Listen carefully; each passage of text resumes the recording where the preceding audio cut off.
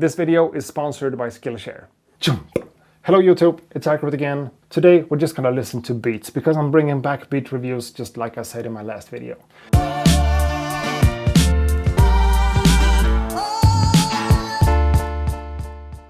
You could say that this is the first episode of season 2 of beat reviews, if you count the stuff that I did previously on my podcast, which is now dead by the way. So this is what we're doing. I asked you guys to send beats my way to accuratebeatreview@gmail.com, and I got a lot of tracks. I'm not going to be able to cover all of them pretty much ever, and definitely not in this first video. And you are free to send me beats whenever to that email address and get a chance to be featured in a video like this. If you want me to listen to the track on a video, share it like that, and also have my opinions on the track itself. Maybe giving a little bit of feedback, tips and tricks, or just sharing it. You know, that could be a cool thing. Now, I'm just picking beats at random from this inbox to be featured for this, but if you are a Patreon of mine and you support me financially to keep this whole YouTube channel going, you are guaranteed to get featured in a beat review in the future. My plan is to do this like one video a month, maybe a little bit less, something like that, to you know, try to give something back to the community of people that are making beats and also following me on Instagram or on YouTube. So what I've done here is that I've picked 4 different emails randomly, and I've listened to the tracks a few times over, and I wrote down a few of my notes. So I want to share the beat and I want to share my thoughts. So let's get started with the first email that comes from someone called Swordgod. He says, "Hi Accurate, thank you for this opportunity, man. I've been following you for a while and I'm a big fan of you and your type of music/beats. Truly amazing stuff you're doing." And then I just can't read the entire email because that just makes me look like a jerk, and that's not gonna happen.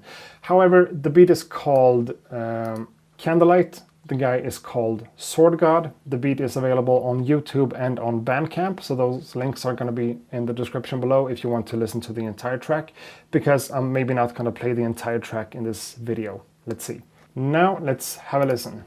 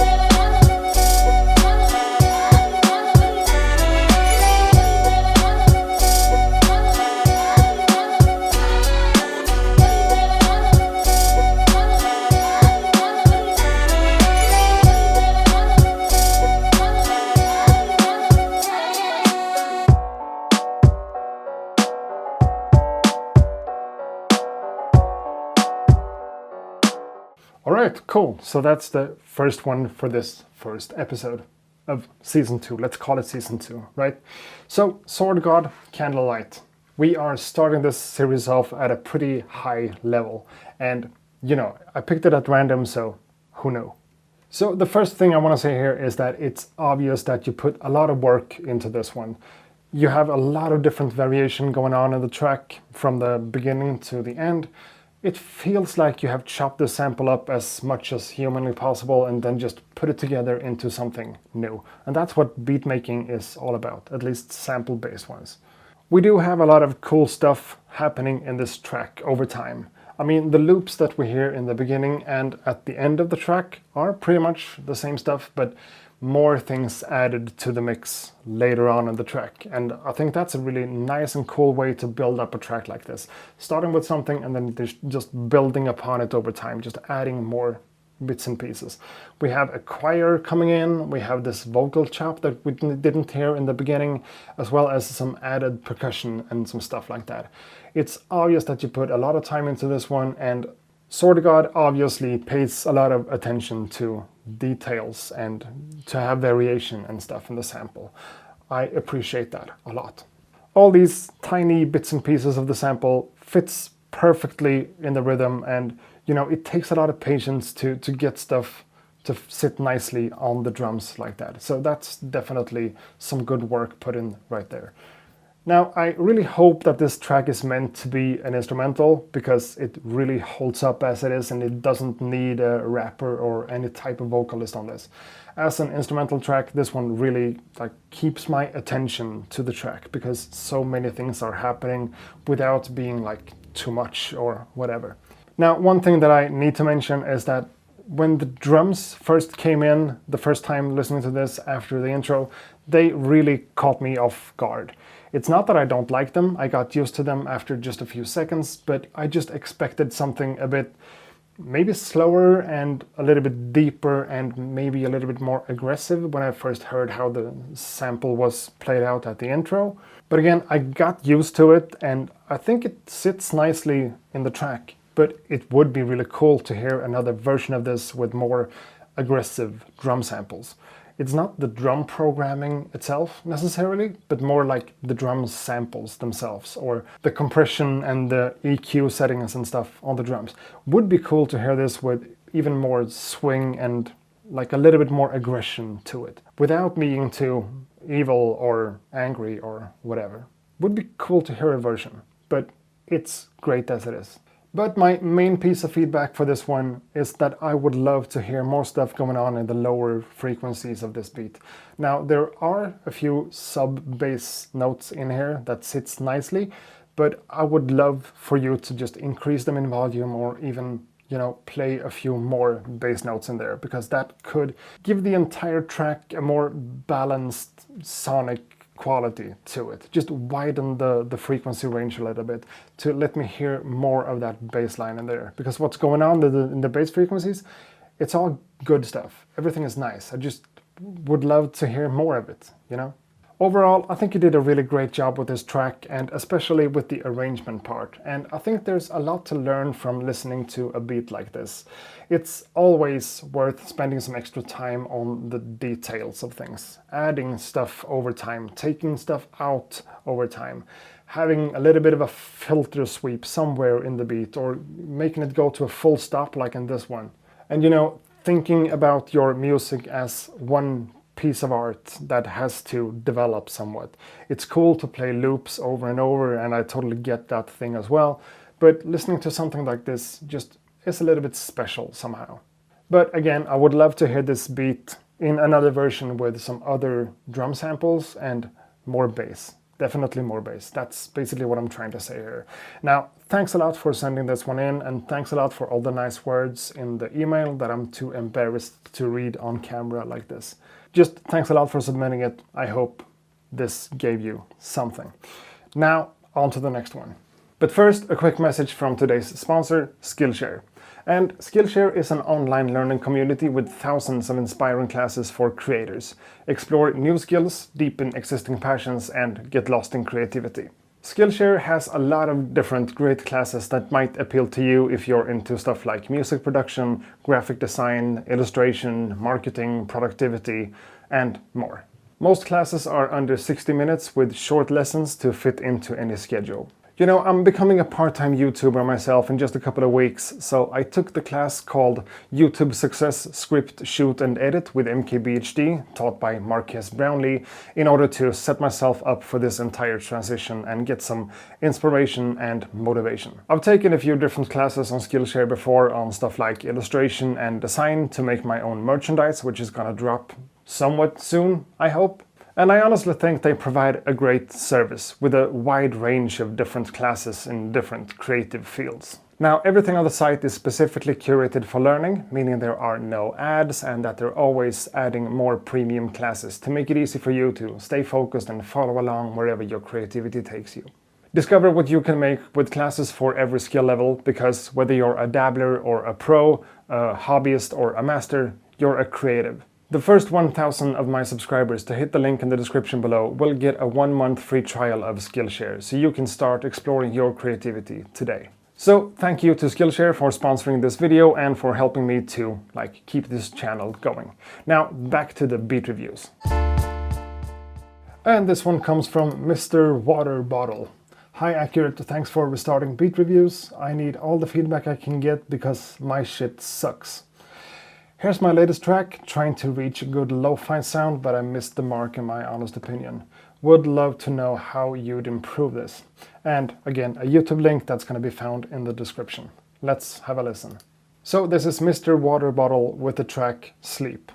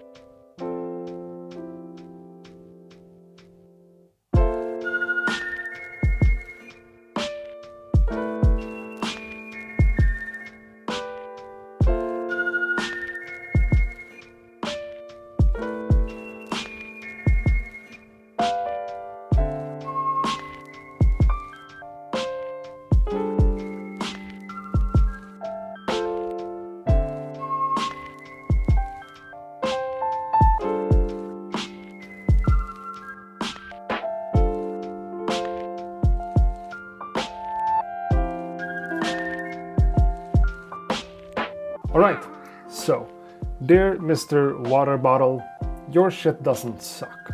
That's definitely not what's going on here. Let's try to break it down a little bit. First, in terms of the drums, I think that you totally nailed the drum programming here. It's not supposed to be 100% quantized, it's supposed to have this draggy type of feel to it, and I think you nailed that.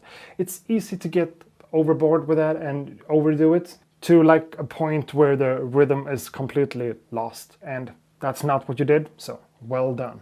Now I guess you could do a little bit more with the dynamics of the drums, changing some of the hits to be a little bit softer and some of them to be a little bit harder, and that way increase the overall feel of the swing. But I'm splitting hairs by now. That's not necessary for this. I think the drums are cool as they are. Maybe a little bit more high end on the snare to make it cut through the mix a little bit, but again, not necessary. And the main piano sample brings a nice and a laid-back feeling without being overbearingly sad. That's what I think. I really like the melody you made here. It's nice and beautiful, and it tells a story in itself in many ways. Some of the piano chops sounds like they are played reversed, which is also cool and a nice trick that a lot of people uses, and it adds to this hypnotic feel that you are trying to go for here, if I'm not mistaken. The crackle and the filtering going on with the piano sample also plays nicely in this genre of music. I don't have much to say about that. It's not unexpected, but it's worth mentioning, you know? However, again, I feel like there's a missed opportunity here with the bass line. I don't hear much of a bass in this track at all, and I think that's kind of unfortunate. It's not uncommon for like lo-fi type of beats to have either a really subby bass line to fill out the space, or going the opposite way of that and adding like an acoustic bass line that plays a more intricate pattern, almost like a secondary melody, to play off the musicality of these jazzy piano chords that you have going on. And a bass line like that could also help with the swing of the drums even more to bring that to the next level as well. Now, bass lines is definitely a difficult thing, but I think this one would benefit greatly from having a bass line, a proper one. And hey, I gotta be honest, I also have a little bit of an issue with the melody that you put on top of it all at some places of the track. I definitely see what you try to do there, and I really appreciate that thought, but there was something slightly off with the pitch between the piano chords and this synth melody. Now for lo-fi stuff like this, maybe that's intentionally done, and in that case I would just try to adjust it a little bit to have it sit a little bit better together in terms of pitch.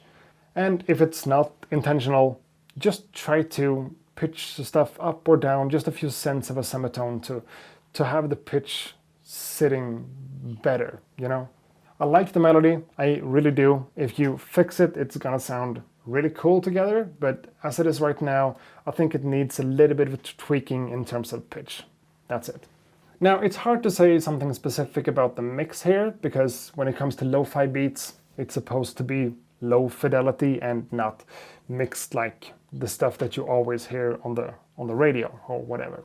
Maybe I would try to put a little bit of a high pass filter on the snare to have it cut through a little bit more, but that's something I always think. That's just me, so who knows. Now, I don't think you missed the mark with this one at all, but I would add a proper bass line and fix the pitch of the melody, and then you're all set. So I'm glad we got some lo-fi stuff in here. Thanks a lot for sending this one in. I hope I wasn't too hard on you. I think you're really onto something here. Just some minor tweaks would really take this one to the next level. Now, the third one for today comes from 18th Chamber, and he says, "This is one of my favorite beats that I've ever made. Hope you like it." So let's have a listen.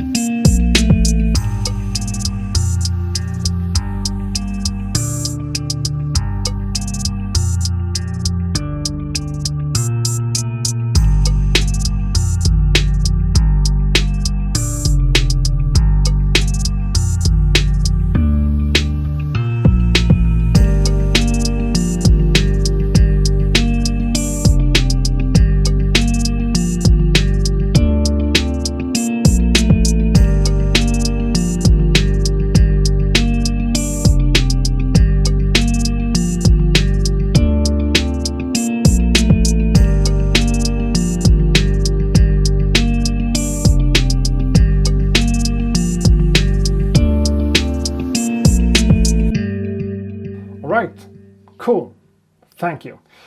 So what we have here is a nice arpeggio-like melody on quarter notes, walking up and down a minor scale. Now, I'm not an expert on music theory, but I'm pretty sure that's what we just heard.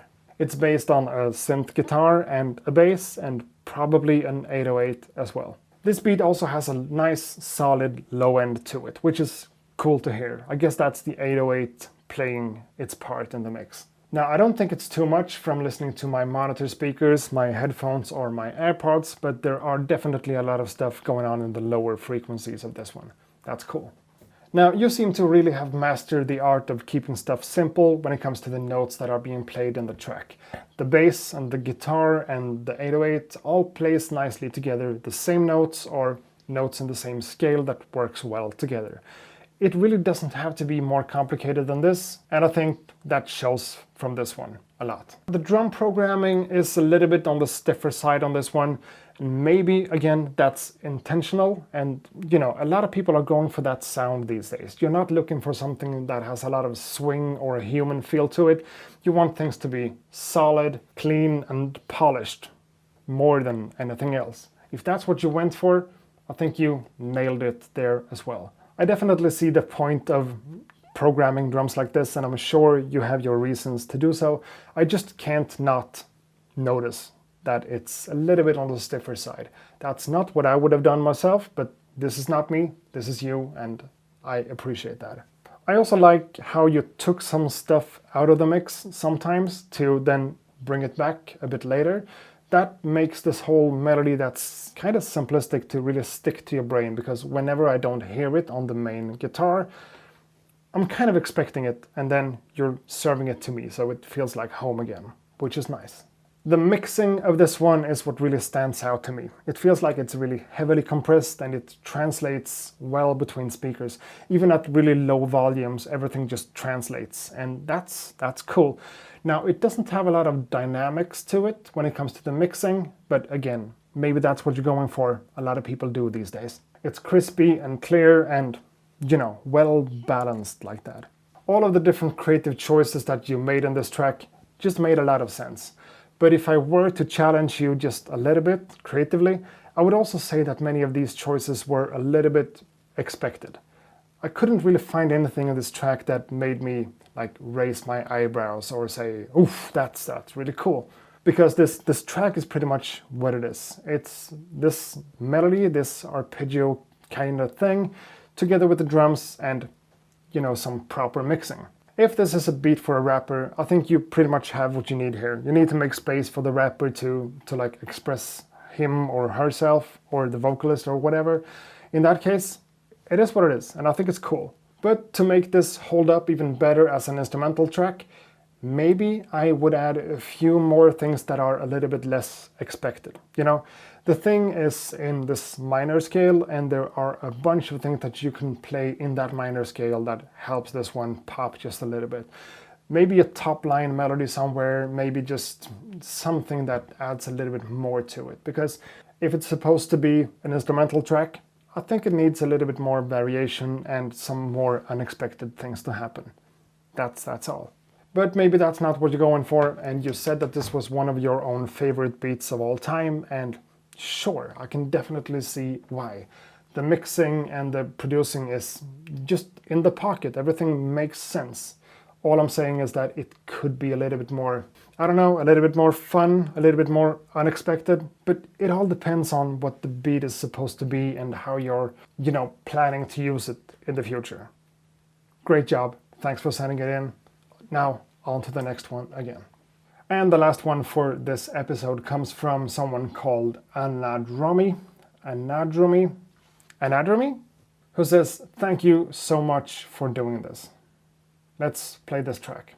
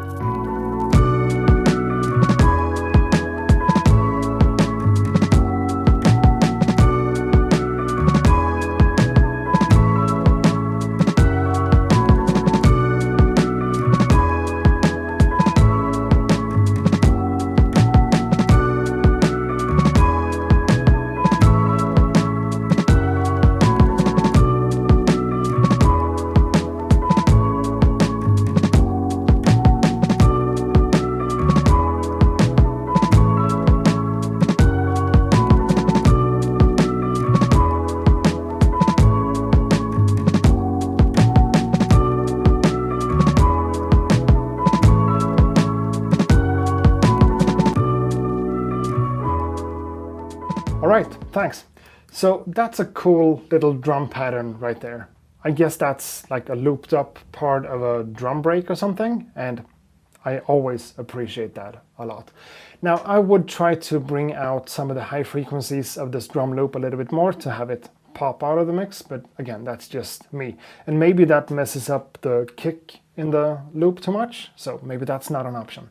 So I think that the pattern of the snare drum here is really cool, and it's a big part of the loop itself. But maybe it becomes just a little bit too much or too repetitive when you're using the loop for the entire beat like this. So if I were you, I would try to keep the loop as it is, intact for some parts of the track, but also try to chop it up for some different parts and just take some of the snare hits out of there to leave a little bit more space in the mix for the other stuff to shine as well. And by doing that, you're just allowing yourself to have more options in the programming of the drums for the beat. That could be something. And you have worked with a really nice chord progression here that I really enjoy. The main feeling that I get is hopefulness, but also with a little bit of sadness mixed into it. and some seriousness thrown into the mix. I really like that a lot. Now, there's a little bit of tension going on between the piano chords and the top line melody of this sound that's going on. If you did that yourself, salute to you. And if that's just a part of the sample, I think you're just walking a thin line here and you're on the right side of the edge, so to speak. It's not too spicy or dissonant or whatever, but I can definitely feel that there's something there with the notes that is a little bit funky. Just a little bit. In a bad way? No. In a good way? Maybe.